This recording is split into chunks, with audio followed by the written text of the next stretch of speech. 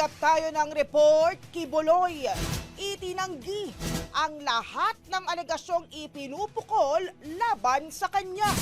Brigada Ann Cortez, ibrigada mo! Brigada Live Report.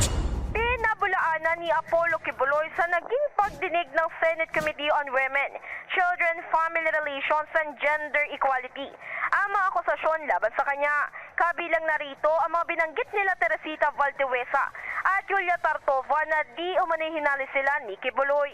Maliban pa roon, iginit din niyang walang katotohanan ang sinabi ng ilang testigo na inutusan niya mga ito na manlimos. Dagdag pa niya, kasinungalingan at imbento lang ang Angels of Death na sinasabing private army niya. Samantala, ayon sa Philippine National Police, tinatayang nasa mahigit 200 na kababaihan na ang nabiktima ni Kibuloy.